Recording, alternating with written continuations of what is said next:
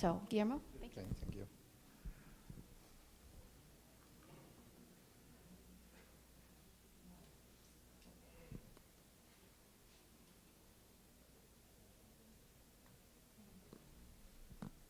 Hola, buen día. Bueno, mientras ponen la presentación, les comento la idea de la presentación que tengo es conversar un poco sobre el estado de IPv6 en la región fundamentalmente y, bueno, y el estado de IPv4 también, ¿no? Como para que todos tengan en claro en qué estado estamos con la asignación de direcciones IPv4, qué es lo que queda y qué políticas están vigentes hoy en día.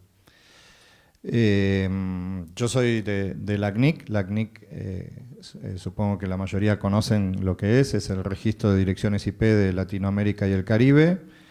Nuestra área de cobertura es desde México hacia el sur, con algunas islas del Caribe que están dentro de la región de la CNIC. Y bueno, la principal tarea del ACNIC es llevar el registro y asignación de las direcciones IPv4, IPv6 y números de sistemas autónomos, ¿no? Yo dentro del ACNIC trabajo en el área de ingeniería, en un programa que se llama Seguridad y Estabilidad de Internet.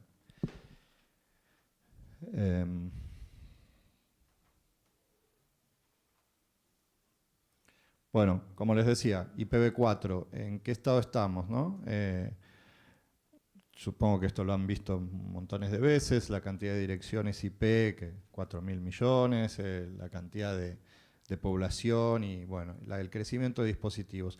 Fundamentalmente el agotamiento de IPv4 tiene que ver con el crecimiento de la población que accede a Internet en el mundo y con la cantidad de dispositivos que están siempre conectados, ¿no? Pero sobre todo con este crecimiento de llegar a regiones y a áreas que antes no se llegaba, a países que los proveedores de Internet crecen y empiezan a brindar más servicios.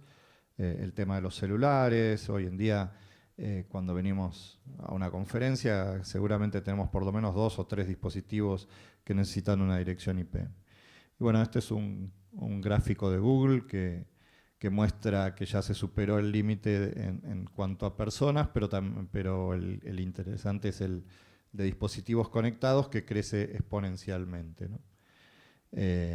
Y eso ha superado ya por mucho el número de direcciones IPv4 disponibles. Brevemente, para que quede claro cómo es la asignación de direcciones de Internet y de los recursos que hoy mencionaba.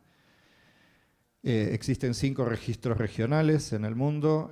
Nosotros estamos en la región de Latinoamérica y Caribe, que es cubierta por la CNIC. La de Norteamérica es cubierta por ARIN. Europa por RIPE-NCC. APNIC es de Asia-Pacífico y AFRINIC es el de África. Esto no existe desde siempre. Los registros se fueron creando con el tiempo. Al principio todo esto estaba en un pool centralizado, y se asignaban incluso manualmente las direcciones, anotándolas en un librito. Después esto fue evolucionando con el crecimiento de Internet y se fueron creando los distintos registros regionales con el tiempo. Y esto es el esquema de cómo hoy se asignan los recursos. La IANA, que tiene el pool central de recursos, IPv4, IPv6 y sistemas autónomos, números de sistemas autónomos. La IANA asigna a cada uno de los 5 registros regionales bloques, y de esos bloques los registros van asignando a los ISPs, por ejemplo, o a organizaciones, usuario final, por ejemplo, universidades. A su vez los ISPs también, ¿no? Entonces, esa es la forma de asignación. Cuando los ISPs se quedan sin bloques IPv4 y IPv6, le piden a la CNIC. La CNIC normalmente les asigna lo que tiene, hasta que, bueno, la CNIC necesita pedir a IANA un nuevo bloque. Y este es el mecanismo por el cual se venían asignando direcciones IPv4 todo este tiempo. ¿Qué es lo que cambia desde 2011 para acá? Bueno, que el pool central de IANA se agotó en 2011. Y a partir de ahí, como decía, la IANA le iba asignando bloques a los registros regionales y los registros regionales de esos bloques iban asignando a las organizaciones. Durante un tiempo los registros tienen un stock de lo que IANA les ha asignado. A partir de 2011, cuando IANA agota el stock, empiezan a mantenerse con, los registros regionales empiezan a mantenerse con los bloques IPv4 que les quedaban disponibles. El primero en agotar el stock fue APNIC, que fue en abril de 2011, o sea, poco tiempo después de que IANA agotara. Después la región de RIPE en 2012. Y la CNIC, en realidad en 2014 ya pasó a una fase 2 de agotamiento y ahora estamos en una fase 3. Ahora vamos a ver qué es eso. Esto desde este año, desde el 15 de febrero, estamos en la fase final de agotamiento. ARIN tuvo una política un poco distinta y dejó que no tuvo políticas especiales para la parte de agotamiento, dejó que simplemente se fueran asignando los bloques y desde 2015 tiene una política de listas de esperas para los pedidos que no pueden ser satisfechos. Y AFRINIC es el único que todavía tiene direcciones y empezó a usar el último /8 en abril de este año. Así que como ven, en la mayor parte de las regiones IPv4 está agotado. Hablamos de virtual agotamiento porque no es que llegaron a cero las direcciones, sino que superamos un límite inferior a partir del cual empiezan a regir políticas mucho más restrictivas de asignación. Entonces, antes se asignaba en base a la necesidad. Si un ISP grande venía y pedía a la CNIC un /19, un /20, se le asignaba dependiendo si lo podía justificar o no. Pero si tenía realmente esa necesidad, se le asignaba ese bloque. Hoy en día ya no es así. Hay un límite superior que es un /22, que son 1024 direcciones IP, y esto no importa qué organización es, ni cuánto cubre, ni nada. Es lo mismo que venga, no sé, Telefónica y pida direcciones, a que venga un ISP muy chiquito. Lo máximo que se les iba a dar hasta este año era un /22. A partir de este año hay un cambio y... qué difícil está. Hay un cambio que es que ya no se asigna más a las direcciones a las organizaciones que ya tienen. Solamente la CNIC va a asignar direcciones IP a los nuevos entrantes, es decir, a organizaciones que no tuvieran direcciones asignadas. Por eso es importante que si sus organizaciones no tienen hoy en día direcciones IPv4, están todavía a tiempo de pedir, porque esta fase 3 de agotamiento permite a las organizaciones que no son miembros de la CNIC, que no tienen direcciones de la CNIC, pedir un bloque que va desde 24 a 22, dependiendo del tipo de organización. Pero bueno, los ISPs que ya están establecidos no van a poder pedir más. Estos son algunos gráficos que me parecen interesantes porque muestran cómo cae la curva de asignación a partir del momento en que se produce el agotamiento. Esto es de la región de APNIC. Si ustedes ven, la asignación de direcciones estaba más o menos en los 5 millones de direcciones por semana. Y bueno, y eso que es la demanda que había de direcciones, de repente se ve acá que no puede ser satisfecho. Lo mismo pasa en la región de RIPE, ¿no? O sea, esto venía en este nivel, más o menos, de consumo de direcciones. A partir del agotamiento y del año siguiente, es prácticamente incomparable con lo que se venía asignando, ¿no? Entonces, eso que está mostrando, bueno, que hay una necesidad que no está siendo satisfecha, ¿no? Porque si estábamos en 5 millones de direcciones por semana y de repente bajamos a unos porcentajes imperceptibles, no son cero, pero sí están muy cerca, bueno, quiere decir que hay organizaciones que no están pudiendo obtener direcciones.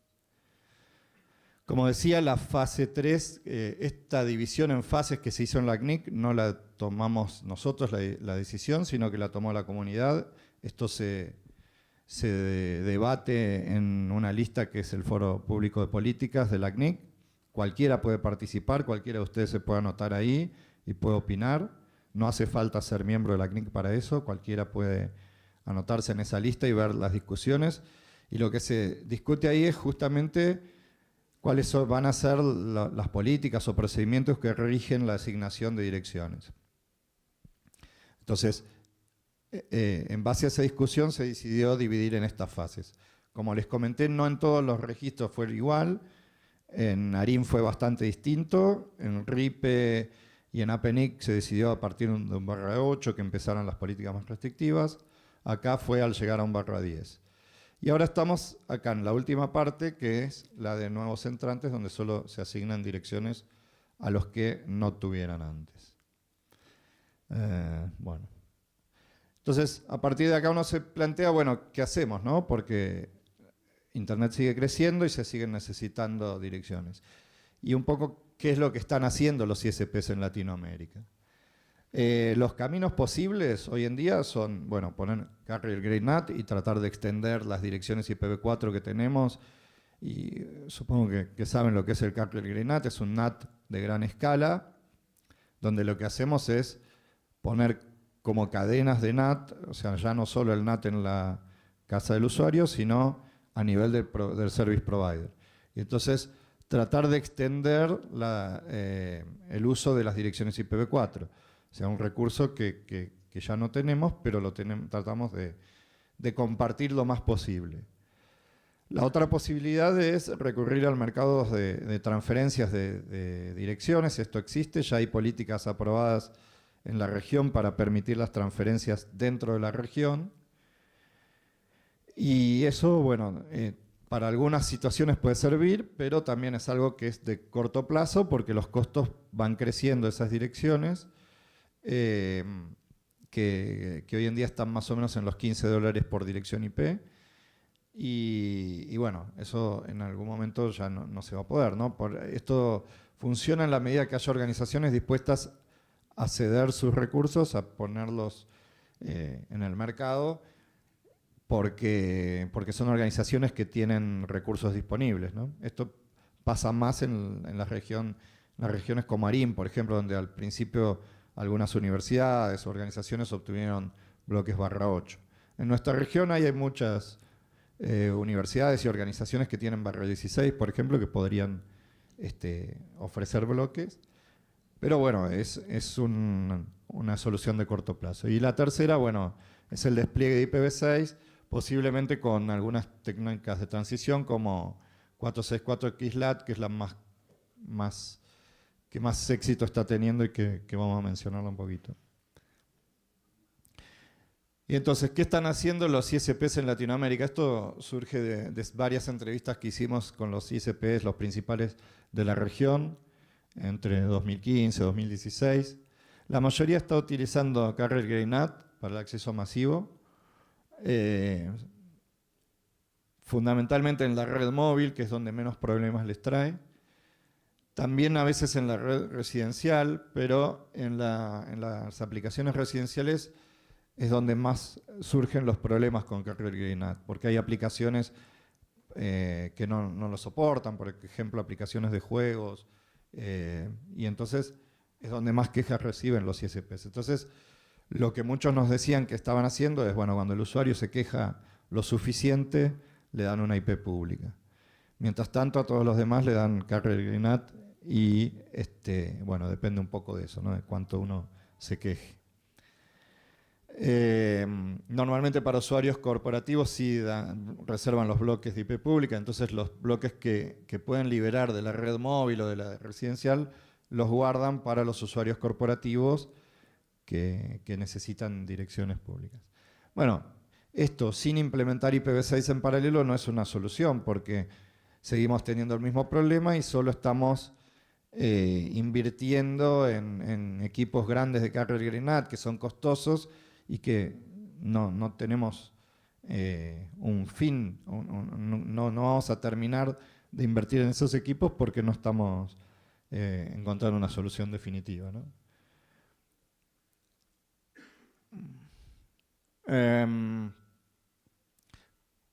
El NAT tiene varios problemas, uno es el que mencionaba de las aplicaciones. Otro de los problemas es, por ejemplo, cuando una IP queda bloqueada. Anteriormente uno bloqueaba una IP y afectaba a un usuario. Hoy en día con el NAT pueden ser miles de usuarios. Entonces, cuando una IP entra en una lista negra o uno pone una lista de acceso para no permitir una determinada IP, eso hace que esté bloqueando a una gran cantidad de usuarios, ¿no? Otro problema es saber quién accedió a un determinado servicio en un momento. Entonces, por ejemplo, hay muchas regulaciones que exigen mantener información durante varios años de quién estuvo conectado en qué momento, ¿no? Entonces, para los ISPs eso les trae problemas hoy en día porque no basta con guardar la dirección IP como era hasta ahora, sino que tienen que guardar la asignación de puertos que se ha hecho en ese instante. Y esa información de login que tienen que guardar es muchísima y es, en algunos casos es tan costosa como un equipo de los de Carrier Grey NAT. También, bueno, hay limitaciones respecto al número de sesiones simultáneas que tienen las cajas NAT, entonces hay que comprar licencias para más sesiones y, como decía, eso requiere más inversiones y demás. Y otros temas son los temas de geolocalización. Al compartir IPs entre distintas regiones, vamos a estar teniendo problemas con las aplicaciones que usan la geolocalización. IPv6, la solución que propone fundamentalmente es extender la cantidad de direcciones. Pasamos de 32 bits a 128. Y una comparación que se puede hacer, bueno, la cantidad de direcciones es un número enorme, en el orden de 10 a la 38 direcciones IP. Una comparación es que una sola LAN de IPv4, que tiene 64 bits de direccionamiento, tiene muchas más direcciones que toda la Internet actual, ¿no? Y también otra comparación es que un ISP que normalmente recibe un bloque /32 podría tener 2 a la 32 subredes, o sea, todo el espacio de direccionamiento de la Internet actual dentro del espacio de subredes de un ISP. Entonces, bueno, es bastante distinto. Esto soluciona fundamentalmente el tema de direcciones. Una de las cosas importantes es que cuando se creó IPv6 se pensó en que iban a convivir con IPv4 durante mucho tiempo. No se pensó que se iba a demorar tanto la adopción de IPv6 como fue en la práctica, pero la idea es que los dos protocolos están pensados para convivir juntos en la red. No son compatibles entre sí, eso sí es un problema, porque un dispositivo IPv6 no puede hablar con un IPv4 directamente, pero sí pueden estar los dos en la red. Entonces, bueno, se definieron varios mecanismos de transición. Al comienzo los mecanismos de transición eran basados en una Internet mayoritariamente IPv4 y tener mecanismos para alcanzar las redes o conectar las redes IPv6 entre sí. Hoy en día están pensados en una Internet mayoritariamente IPv6 y en mantener la compatibilidad con IPv4, más que nada con estas técnicas de traducción como NAT64, 464, XLAT, MAP y otros. O sea, lo que se busca hoy es tratar de tener formas de mantener la conectividad y la compatibilidad con IPv4, pero poder tener redes que sean IPv6. Esto muestra cómo es el despliegue a nivel de tablas de ruteo, es la información de las tablas de BGP en las distintas regiones y en el total, y es la cantidad de sistemas autónomos que están publicando prefijos IPv6 con respecto a IPv4, es decir, el porcentaje de sistemas autónomos que publica prefijos en IPv6 respecto del IPv4. Acá lo que se ve es que la región de la CNIC, que es esta, tiene un crecimiento bastante interesante, ¿no? Va por encima del resto. Y están ahí, bueno, las distintas regiones. Eso no es muy significativo. Y acá hay un análisis más detallado en cuanto a los países de la región. Entonces, me interesa más que nada mostrar dos cifras de acá. Son algunos indicadores distintos. El primero que me interesa analizar es este que es la columna de usuarios, que es el porcentaje de despliegue hacia el usuario final. Es decir, qué porcentaje de usuarios en un país están en condiciones de utilizar IPv6 con respecto a los que al 100% de IPv4, ¿no? Y entonces acá tenemos distintas realidades. En el último tiempo esto ha ido creciendo. Hasta hace un año y medio, un año atrás, la mayoría de los números que veíamos acá eran cero. Estos son solo algunos países que traje, pero bueno, acá se puede ver, por ejemplo, que Brasil ha tenido un crecimiento muy grande, Argentina ha empezado, Bolivia tiene un despliegue, Ecuador tiene un gran despliegue hacia el usuario final, Guatemala es uno de los que en los últimos meses ha empezado también a hacer un despliegue, México prácticamente este año empezó, es Telmex el operador que empezó a dar IPv6 al usuario final. Perú hace muchos años que está en estos valores. Trinidad y Tobago también en el último año y medio creció en forma muy, muy rápida.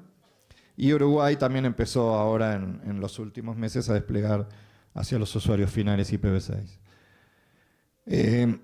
Uno de los casos más interesantes es Brasil, que ya tiene un 17%, también fue un crecimiento muy rápido y hay varios operadores que están desplegando IPv6, operadores grandes. En Brasil un despliegue del 17% son varios millones de usuarios, ¿no? Son un país con mucha población, un 17% no es lo mismo que en Ecuador, ¿no? Pero bueno, ese es uno de los valores, es el más difícil de cambiar. Para cambiar eso, los operadores de un país, al menos algunos, tienen que empezar a hacer despliegue hacia el usuario final. Hoy en día en la región la mayoría de los operadores están preparados en sus redes de core, en lo que es el backbone y sus servicios, e incluso están preparados y están pudiendo dar servicio corporativo a IPv6, o sea, a las universidades o a otras organizaciones de gobierno, empresas. Pero el despliegue masivo residencial o en las redes móviles requiere otro tipo de planificación y de inversiones. Entonces, es más complejo técnicamente y no todos lo están haciendo, no es tan fácil, lleva un tiempo. Entonces, bueno, por suerte hay varios países que ya empezaron con eso y empezaron a cambiar este tema, ¿no? Y el otro indicador que me interesa mostrar es el de contenido, porque se suele decir, bueno, y nos lo dicen mucho los ISPs, ¿para qué implementar IPv6 si no hay contenido en IPv6? ¿Con quién nos vamos a conectar si no hay contenido en IPv6? Si ustedes miran la columna, esta de contenido, fíjense que la mayoría está por arriba del 50%. Y eso, bueno, puede ser poco intuitivo, ¿no? Uno dice, ¿cómo? En Costa Rica hay casi un 50% de contenido en IPv6. Bueno, pasa que ese no es el contenido del país, sino el contenido en IPv6 que se podría acceder desde ese país. Entonces, acá tiene que ver con que todas las CDNs, las principales, están ya en IPv6. Google, Netflix, Facebook, el principal contenido ya está disponible en IPv6. Entonces, para un ISP, si el ISP lleva IPv6 hacia el usuario final, va a tener más de la mitad del tráfico que va a poder ir nativo por IPv6. Y eso representa un ahorro considerable en la inversión que un ISP tiene que hacer sobre el carrier grade NAT, por ejemplo. Si uno está liberando la mitad del tráfico y ya no lo está pasando por el equipo de carrier grade NAT porque va nativo en IPv6, bueno, es un cambio importante, ¿no? Entonces, ese es un dato que cuando hablamos con los ISPs está bueno tenerlo presente, ¿no? No es cierto que no hay contenido en IPv6.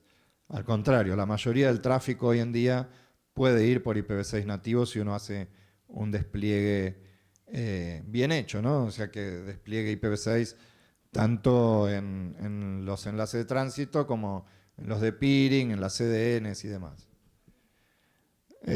Bueno, esos son los indicadores principales que quería mostrar. Como ven, está resaltado Costa Rica, que prácticamente no tiene despliegue hacia el usuario final. Esto también son algunas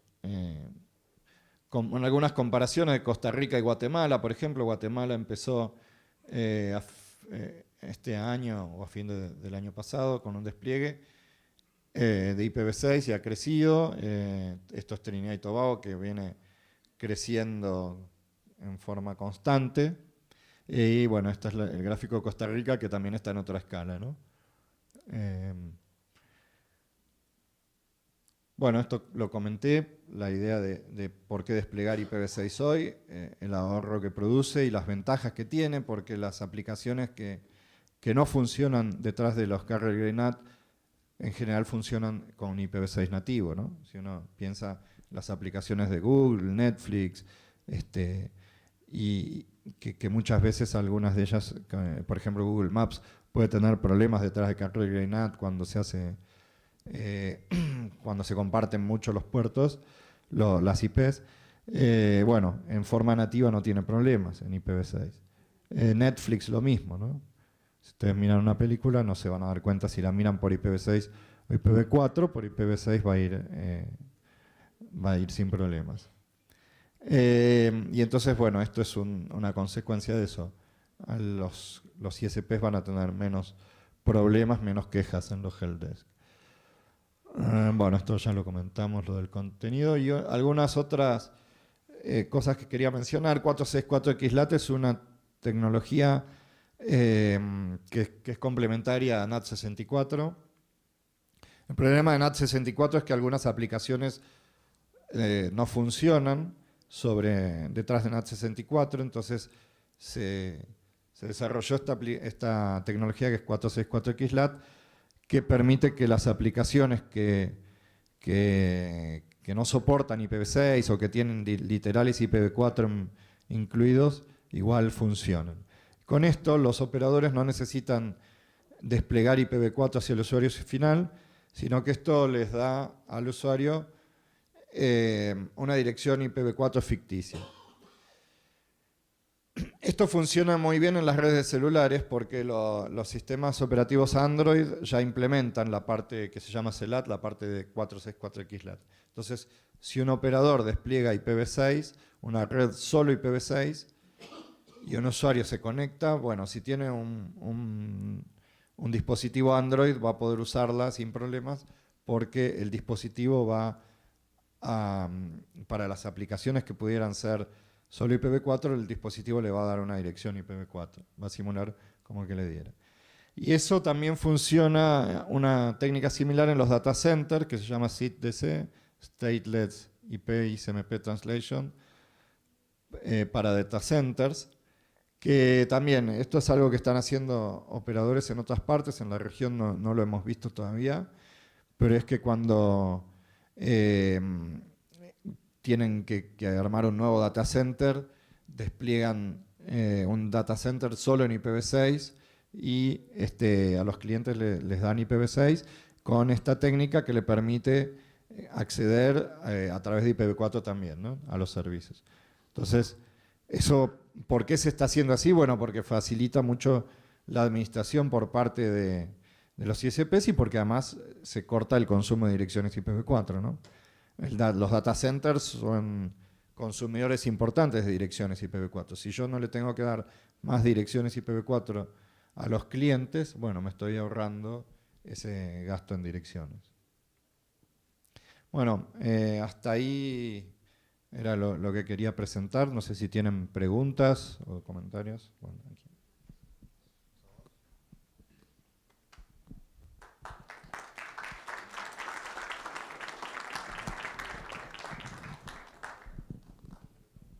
Hola. Sí, ¿qué tal? Buenos días. Soy Carlos de Cedia, Ecuador. Bueno, en nuestro caso somos la Red Académica Ecuatoriana y varias instituciones de educación superior forman parte de la red a nivel nacional. Sin duda estamos con un requerimiento muy fuerte a nivel de IPv4. Como saben, en Ecuador también tenemos un despliegue importante de IPv6. Sin embargo, las necesidades de IPv4 no terminan. ¿Qué garantía o qué concesión o qué estrategia LACNIC ha propuesto para poder suplir esta necesidad a nivel de la academia, ¿no? Estamos hablando ya, se han hecho los foros, se han determinado las políticas, se han llegado a acuerdos, pero más están orientados a ISPs y a la parte de industria, ¿no? Sin embargo, en la parte de la academia seguimos con necesidades. La propuesta de que las organizaciones hagan sus solicitudes de forma independiente garantizará que esos recursos puedan ser asignados a estas instancias, enfocándonos en la academia.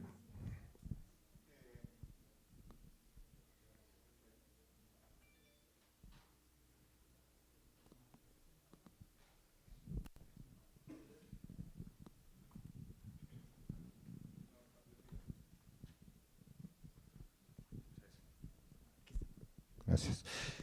Bueno, en realidad desde el punto de vista del LACNIC, nosotros tenemos dos tipos de organizaciones que son ISPs o usuarios finales. En el caso de las universidades serían un usuario final. Como decía antes, en esta etapa las organizaciones que no tienen direcciones IPv4 pueden solicitar y van a tener, por un tiempo va a haber, porque hay un bloque todavía disponible y la asignación de esos bloques se va a hacer en bloques de /24 generalmente para usuario final. Entonces, las universidades van a poder pedir. Pero también, como decía antes, eso no va a ser una solución de largo plazo, ¿no?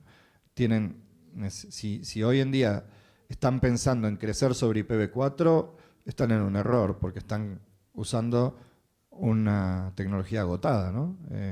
Hoy en día, cualquier proyecto de crecimiento tiene que ser pensado ya con IPv6 nativo. Y bueno, mantener la compatibilidad con IPv4, quizás usando alguna de esas técnicas de transición, o bueno, en el caso de las universidades pueden pedir todavía direcciones, pero lo que sí quiero que se cambien el chip de la cabeza y empiecen a pensar que el crecimiento tiene que ser en IPv6. No pueden seguir creciendo en IPv4 porque simplemente no hay más. Entonces, podremos tener unos años más, pero no va a ser a largo plazo y menos en organizaciones que supuestamente tienen que ser innovadoras como las universidades o como las redes académicas y científicas, ¿no? Entonces ahí es donde más énfasis hay que poner en el despliegue de IPv6 y si es posible redes IPv6 only. Todo lo que es Wi-Fi, por ejemplo, en las redes universitarias podría funcionar tranquilamente con IPv6 only. No necesitarían. Los portales que tienen para los estudiantes deberían ser ya IPv6 compatibles. O sea, cualquier estudiante que quiera acceder a los sistemas de la universidad debería poder hacerlos por IPv6. Entonces, habría que ver si los portales esos están preparados para soportar IPv6. Seguramente no. Entonces, esa es una tarea importante que hay que hacer. Todo lo que es la interfaz con los alumnos y los docentes y el personal de la universidad tiene que estar preparado para IPv6 y las redes de campus también. En las redes de campus es donde uno puede empezar a, por ejemplo, en las redes que están los estudiantes conectados, puede uno darles conexiones IPv6. Y bueno, como decía, el recurso de pedir a la CNIC está, pero me parece importante marcarlo otro, ¿no?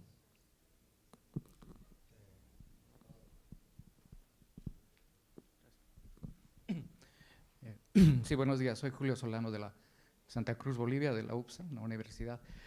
Bueno, hay varias preguntas. Uno, recuerdo hace algún tiempo estuvimos siempre tenemos eventos a nivel Latinoamérica de Walk.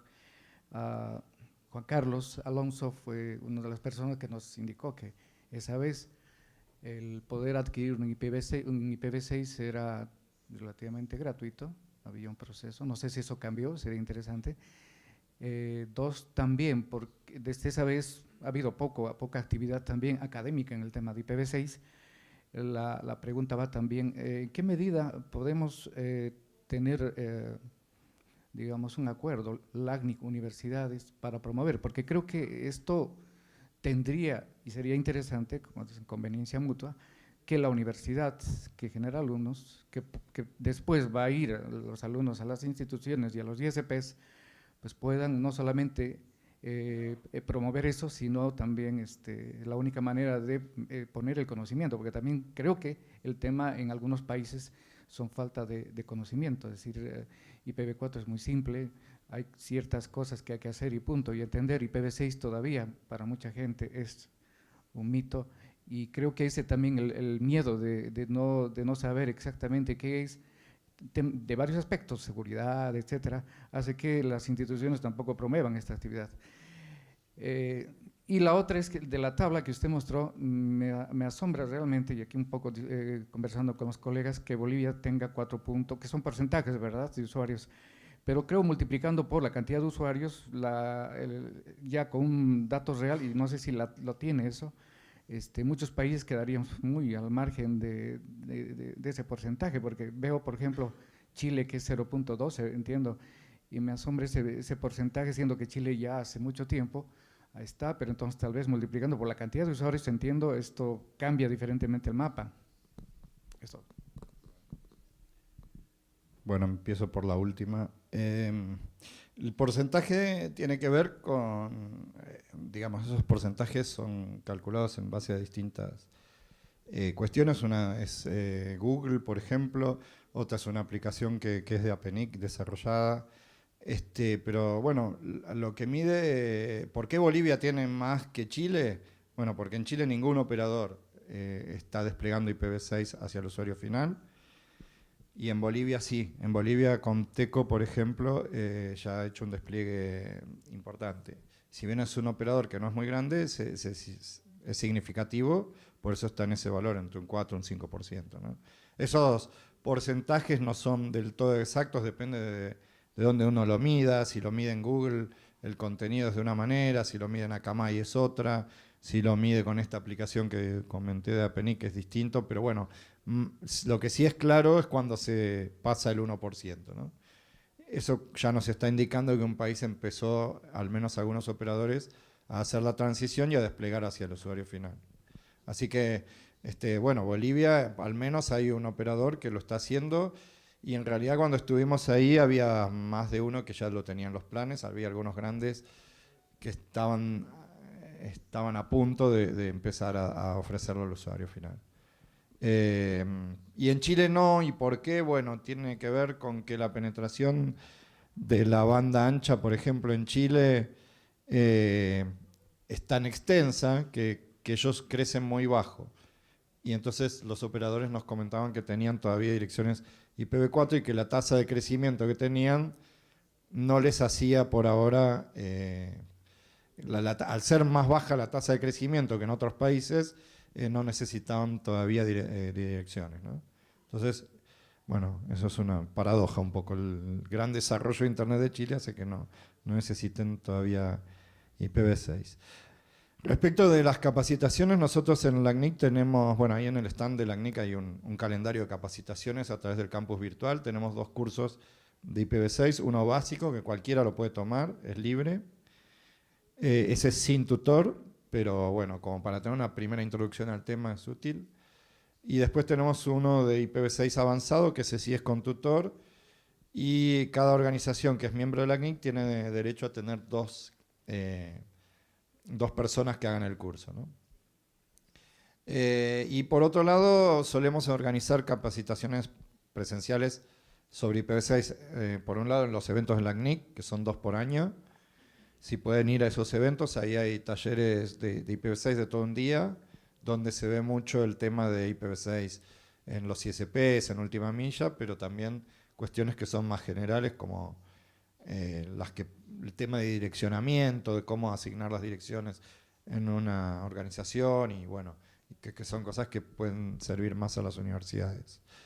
Por otro lado, también organizamos actividades de capacitación, talleres sobre IPv6 en sitios, por ejemplo en Bolivia hemos ido, con la ATT hemos estado haciendo con Cristian también, y bueno, a pedido podemos planificar con cierto tiempo y que vaya un instructor nuestro. Lo que nosotros necesitamos más que nada es un lugar donde se convoque a la gente y que la convocatoria sea abierta a los miembros de la CNIC, ¿no? O sea, que no es una capacitación a medida para una empresa, sino abierta para todos los que puedan ir. Y bueno, y ahí damos tutoriales y talleres sobre IPv6 que son muchas veces teórico-prácticos. Y la tercera era sobre los costos. Eso no tengo claro cuándo es la tarifa. Hoy sí tiene un costo. En el caso de organizaciones que son sin fines de lucro, pueden pedir un descuento del 50% en el costo, bueno, tanto de IPv4 como de IPv6. Pero sí tiene un costo mensual, que no sé bien cuánto es, pero anual.